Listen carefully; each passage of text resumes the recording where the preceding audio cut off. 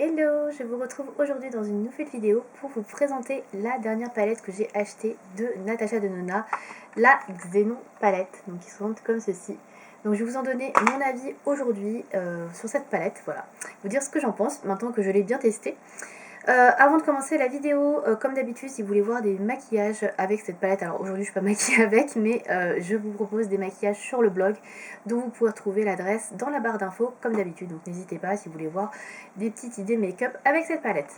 Donc pour la petite histoire de la palette, cette palette coûte 73 €, je l'ai prise chez Sephora, alors je l'ai prise avec 20 ou 25%, je ne sais plus exactement, pendant le Black Friday, donc je l'ai eu un petit peu moins cher.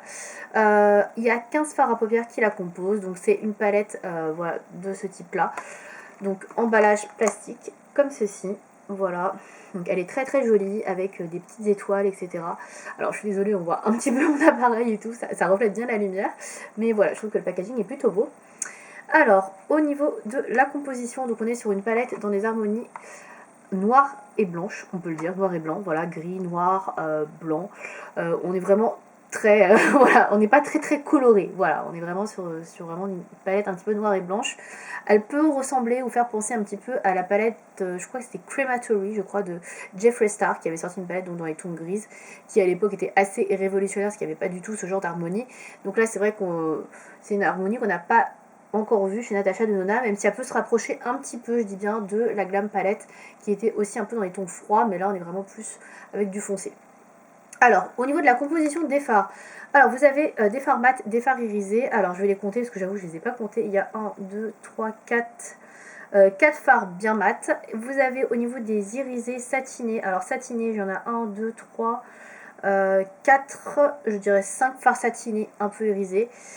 Et vous avez des fards irisés, voire un peu fards de topping. Là, vous en avez 1, 2, 3, 4, 5. Voilà. Donc voilà pour la composition de la palette. Donc c'est assez bien composé. Il y a un petit peu de tout au niveau des textures et des finis. Donc voilà. Au niveau des couleurs, comme vous pouvez le voir, il y a beaucoup de gris foncé. Voilà, très foncé ici, qui sont des fards un peu satinés, irisés. Vous avez du gris très clair. Donc là, ici, tout cela c'est des gris très clairs. On pourrait croire que c'est des blancs, mais c'est des gris très clairs. Et ceux-là, ce sont des espèces de fards de topping un peu irisés. Voilà.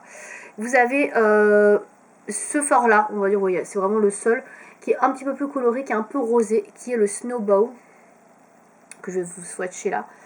C'est une sorte de rose gold très très clair, qui tient vraiment effectivement sur le gris, mais qui est légèrement rosé. Voilà. Donc je sais pas si vous verrez, voilà. Et ça pourrait faire un très très bon highlighter d'ailleurs, cette couleur là, pour le coup. Je trouve qu'elle est très jolie. Donc voilà pour les teintes. On va passer au point positif et au point négatif, hein. Je ne vais pas passer plus de temps sur le détail de la palette, hein. Donc, il y a déjà eu pas mal de revues dessus. Alors pour les points positifs, pour ma part, il y a des fards très clairs. Il n'y a pas besoin d'aller chercher dans une palette des fards blancs ou des fards de touche lumière. Pour une fois, pour le fois, je suis contente. On a ce fard là par exemple qui est très très clair, on dirait presque un blanc, qui est un gris très très clair. Et vous avez aussi celui-ci, le Blizzard, qui est aussi un gris très clair, presque blanc. Donc le Blizzard et le Control, donc sont très bien pour faire des touches lumière. Vous avez également le Flurry, qui peut faire touche lumière ou qui peut faire aussi faire de transition très claire. Donc ça peut être très cool aussi, qui est un mat. Vous avez fait des fards de transition gris intermédiaire, donc notamment le Snort, qui est très très joli. Voilà, un très beau gris moyen comme on n'a pas dans toutes les palettes. Donc celui-là est très très intéressant, je trouve, en tant que phare pour faire des transitions. Et vous avez des fards un peu plus foncés également, qui sont ici, donc que vous pouvez utiliser en phare de transition ou en phare tout simplement de point externe ou en ratil. Ça peut être également très sympa. Vous avez de magnifiques textures de fard à paupières irisés, pareil, très très lumineux. On a swatché celui-ci. Il y a celui-ci également qui est très intéressant, je vais vous montrer. Je ne sais pas si vous allez voir, il capte très très bien la lumière. Voilà, il a de magnifiques irisés. Voilà. On est vraiment sur des couleurs qui sont extrêmement pailletées, irisées, qui captent très bien la lumière et qui sont vraiment formidables, parfaites pour les fêtes de fin d'année, je pense. Et pour les soirées, je pense que ça, c'est vraiment des types de fards. Vous voyez, les fards irisés, je ne sais pas si vous allez les voir un peu scintiller. C'est vraiment de très très belles couleurs. Donc, vous avez des fards de topping qui sont comme ceci, qui sont très sympas, que vous pouvez porter par-dessus, des fards plus foncés. Si vous voulez un peu plus de dimension à vos fards à paupières, ça peut être sympa.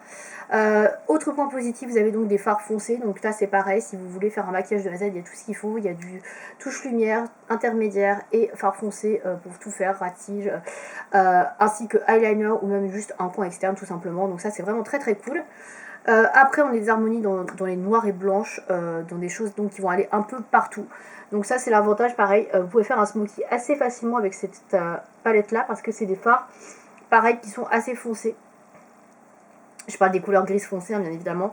Donc ça peut être cool si vous voulez faire des smokies. Voilà, vous pouvez faire un maquillage bien évidemment beaucoup plus neutre si vous n'utilisez pas les couleurs foncées, mais on peut faire un smoky assez facilement, donc c'est cool d'avoir cette possibilité là. Donc on peut autant faire des maquillages de soirée que des maquillages de jour plus portables, mais qui restent quand même assez lumineux, donc je trouve qu'elle est très bien pour ça. Au niveau de la formulation des fards, comme d'habitude, j'ai rien à dire. Ils sont très très bien. Ça ne déroge pas à la qualité Natasha Denona. On est sur une très très bonne qualité de fards. Les fards s'estompent bien. Ils se mélangent bien entre eux. Ça s'applique bien. J'ai pas trop de chute, même avec les fards foncés. Donc franchement, que des points positifs au niveau des fards. La tenue, pareil, avec une petite base à paupières. Ça ne bouge pas de la journée. J'ai rien à dire. C'est très très bien. On va passer du coup au point négatif de cette palette. Alors bien évidemment, il y en a. Enfin, pour moi, il y en a. Alors... Pour une fois, je vais pas reprocher qu'il manque de touche lumière, donc ça c'est pas un point négatif. Le point négatif pour moi ce serait un certain manque de combinaison de couleurs. Je trouve qu'on est trop sur la même harmonie de couleurs, à part cette couleur là qui change un petit peu, celle-ci, on est trop sur du gris froid, du bleu marine, du gris foncé. On est trop là-dessus en fait. C'est trop gris, c'est trop noir et blanc. Il n'y a pas autre chose que ça. Sur 15 fards, j'aurais aimé avoir un peu plus de nuances, peut-être avoir un gris un peu kaki. Avoir des argentés qui tirent sur le vert, le violet, le rose. Là, on a vraiment toujours un peu les mêmes couleurs. Je trouve que les teintes foncées sont toutes à peu près semblables, donc à savoir le Ebb, le Sposh et le Night Sky. Pour moi, c'est quasiment la même chose. Effectivement, celle-ci est plus claire que ces deux-là, mais très franchement, quand on les travaille et qu'on les applique, on arrive sur à peu près le même rendu. C'est à peu près les mêmes types de fards, donc c'est un peu dommage. Pareil pour Cygnus et Greux. Qui sont des gris foncés, pareil. Alors là, ils sont pas sur des teintes bleutées, ils sont plus sur des teintes grises, mais c'est pareil, c'est assez similaire, c'est assez foncé.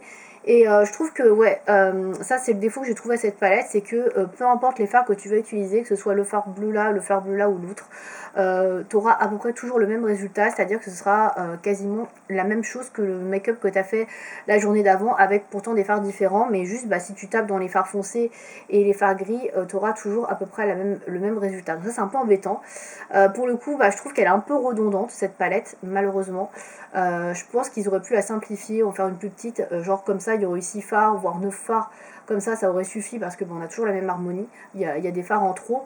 Ou alors, comme je vous dis, mettre des fards avec des effets un peu plus intéressants dans les verts, violets, etc. Avoir des variétés un petit peu. Alors certes, on reste dans le noir et blanc, c'est bien, mais c'est bien aussi d'avoir quelques variétés. Là, il n'y a pas besoin d'avoir autant de fards, 15 fards, pour avoir que du noir et blanc. Voilà, je trouve que les couleurs sont un peu redondantes. Pareil, ce gris là est très sympa, j'aurais aimé qu'il y en ait d'autres. Il n'y a pas assez de gris intermédiaire comme ça dans cette palette. Là, on est vraiment que sur du très clair, soit sur du très pailleté. Donc ça, c'est un peu dommage aussi. J'aurais aimé qu'il y ait plus de couleurs intermédiaires mat pour pouvoir faire un maquillage vraiment mat de A à Z. Là par exemple, les couleurs très foncées, elles sont pas mat, elles sont toutes satinées, toutes les couleurs ici qui sont très foncées. J'aurais aimé avoir un vrai mat comme ça. Là, un vrai noir mat par exemple, ou un vrai bleu marine, ou un vrai gris très foncé mat, ça aurait été cool. C'est vrai que là, je trouve que ça manque un peu. Et ça aurait complété la palette davantage plutôt que d'avoir toujours les mêmes textures de fard et des couleurs qui sont quand même très très proches. Voilà, c'est un petit peu mon défaut. Voilà pour ce que j'avais à dire. En fin de compte, c'est une très bonne palette au niveau de la qualité des fards, etc., des couleurs. Je la trouve malgré tout un peu redondante. J'aurais aimé qu'il y ait plus de variété au niveau des teintes. Je trouve qu'il y a quelques manques. Je l'aime bien, je la trouve jolie. Après, je pense pas que ce soit la palette à avoir. Je pense que si Natasha Denona sort une mini palette de celle-ci, ça suffit largement. Honnêtement, optez pour la mini palette qui vaudra moins cher et qui sera certainement plus intéressante puisque vous aurez vraiment toutes les teintes qu'il faut. Là, franchement, je trouve qu'on tourne un petit peu... on tourne un petit peu en rond avec cette palette, on a toujours les mêmes harmonies un peu, donc c'est dommage. Je pense qu'il y avait quand même matière à faire mieux que ça pour une palette dans les tons noirs et blancs, donc voilà, je suis un petit peu sur ma faim. Autant la Yuka palette, je l'avais adorée, celle-ci je la trouve quand même nettement en dessous. Donc je la recommande pas spécialement, à part si vraiment vous n'avez pas de fard noir et blanc du tout, ou vous avez envie d'avoir des maquillages, enfin des fards pour faire des smokies, des fards très lumineux pour des soirées, mais sinon je trouve pas que ce soit la meilleure palette de Natasha Denona. Elle est jolie, certes, mais voilà, pas super intéressante. Dans la même veine, vous avez la Pretty Grunge de Huda Beauty, qui est la dernière grande palette Huda. Je ne l'ai pas achetée, je ne sais pas si je l'achèterai parce que j'avoue que j'ai beaucoup trop de palettes, qui ressemblaient beaucoup. J'avais choisi de prendre la Natasha Denona entre les deux, je voulais n'en prendre qu'une seule. Je sais pas si j'achèterai la Huda, peut-être pendant les soldes ou s'il y a des promos par la suite. Je pense que la Huda est quand même plus intéressante en termes de colorimétrie. Il y a plus de couleurs rosées, violacées de ce que j'ai pu voir. Et je pense que si vous cherchez un peu plus de variété de fard, je pense que la Huda est peut-être plus sympa que celle-là. Après, en termes de qualité de fard, je ne saurais pas vous dire. Je ne l'ai pas testé, donc en tout cas, je reste un peu sur ma faim avec cette Xénon palette. Et je vous la recommande pas spécialement, à part si effectivement vous aimez ce genre d'harmonie et ce type de fard qui sont quand même très très bien sûr. Voilà, écoutez, je pense que je vous ai tout dit. Si vous avez d'autres questions, quelque chose que je n'aurais pas dit dans la vidéo, n'hésitez pas à me dire dans les commentaires. Et je vous répondrai avec plaisir comme d'habitude. Et puis bah moi je vous dis à la semaine prochaine donc pour la première vidéo calendrier de l'Avent. Voilà. Merci de m'avoir regardé.